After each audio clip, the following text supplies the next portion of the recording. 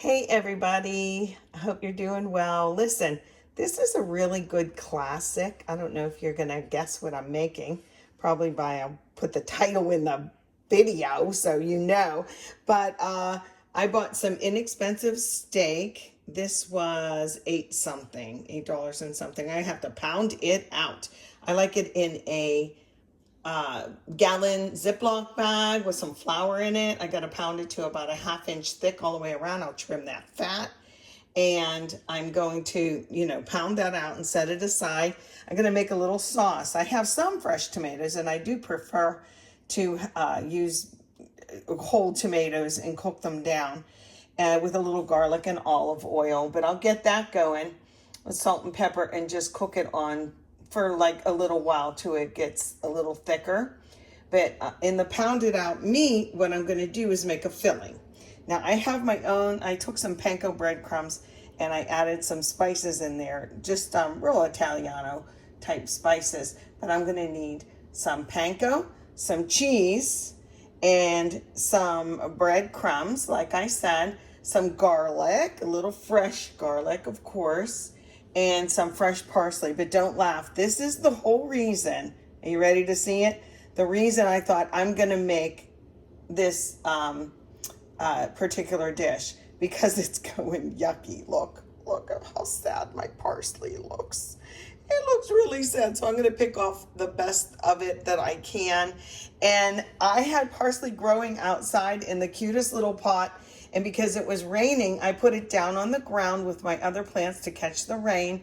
And I came back and it was all stems. And I went, those little bunnies in my yard. I hope you enjoyed, because that parsley was so bushy and so wonderful. And I'm like, I can't believe they ate it all. So I got to use up this as much as I can. It's going to go right in the mixture. I'm going to make it like a paste-like texture. I'm going to spread it on the steaks and roll it up, put a toothpick or some twine on it.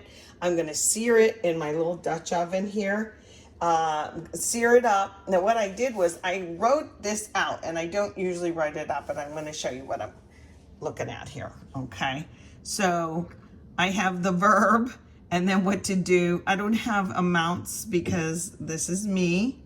Okay. So like I said, I blend the tomatoes, I cook a little sauce down, but when I roll them up, I'm going to sear them. That means a hot pan on all sides, and they'll have their little toothpicks in them.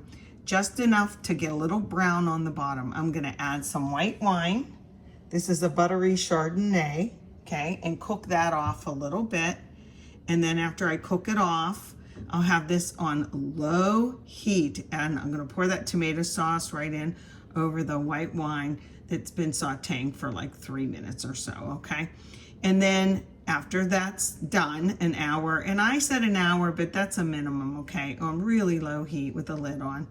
Remove it, take the toothpicks out, and then garnish it. They'll keep their little roll-up shape. I am going to serve it with some leftover pasta that I had. The little Menza ones, I call them Menza. That's not really the name, and I'll show you. You can use it on cauliflower mash, polenta, whatever you want. But that's what's for dinner, and it's all my parsley's fault. Because I need to do it because it's looking really bad. So I better get going. Okie doke, so I got my little bit of tomatoes in there. I try and keep this sauce as fresh as I can. And the garlic's in there. And, I'm going to use the can of crushed tomatoes. Please don't use like a Ragu or something like that. Keep it as fresh as you possibly can.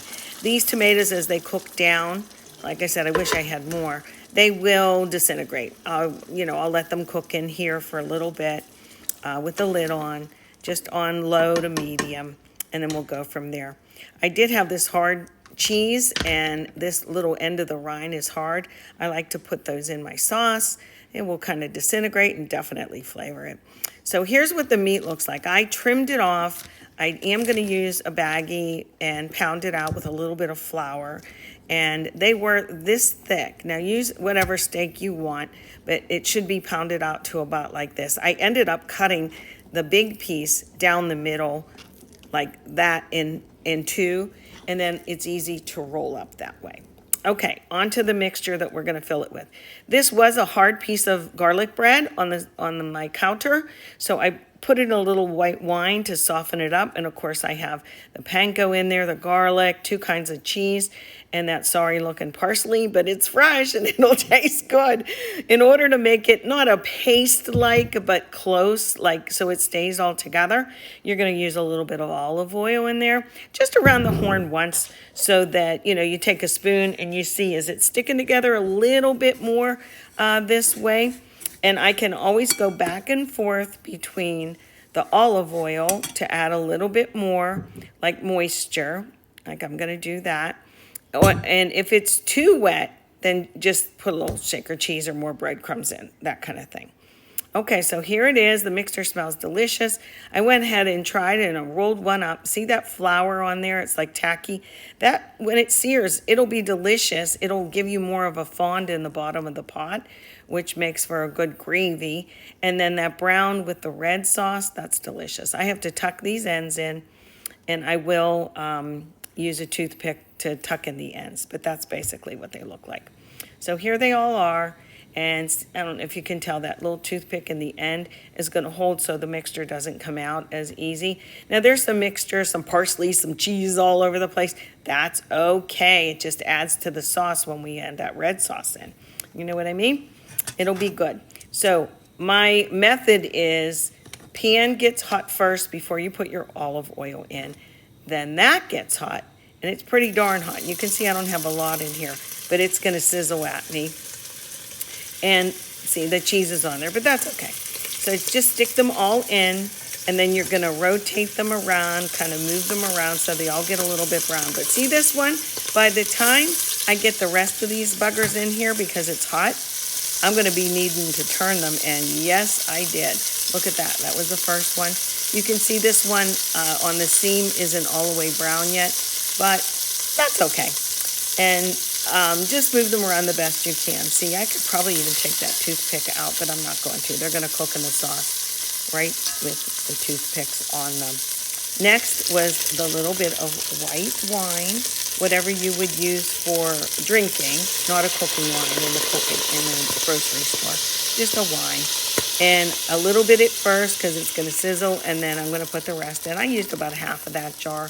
I would say that's an 8-ounce jar, so 4 ounces or so. But the idea is it's going to reduce down, and now that it did, we can add our sauce back in. And look at, there's that little lump of cheese I put in that end, and it's disintegrating too. So the sauce is in now. So make sure you kind of cover up the meat before you put the lid on. And I like to add one more little bit of like a Romano mix of cheese, get in there. Then we're going to put the lid on low heat. I'm not even going to look at it for a long time. Low with the lid on.